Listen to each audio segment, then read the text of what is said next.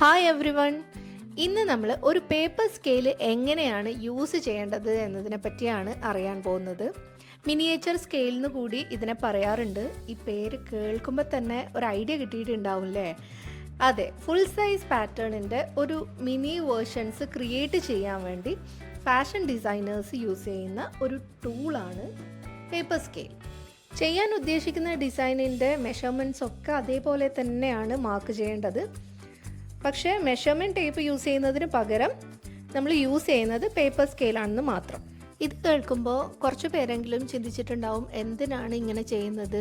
ചെയ്യാൻ ഉദ്ദേശിക്കുന്ന മെഷർമെൻറ്റ്സ് ഒക്കെ നമ്മുടെ കയ്യിലുണ്ടെങ്കിൽ ഡയറക്റ്റ് അങ്ങ് ചെയ്താൽ പോരെ, എന്തിനാണ് ടൈം വേസ്റ്റ് ചെയ്യുന്നതെന്ന് കുറച്ച് പേരെങ്കിലും ചിന്തിച്ചിട്ടുണ്ടാവും.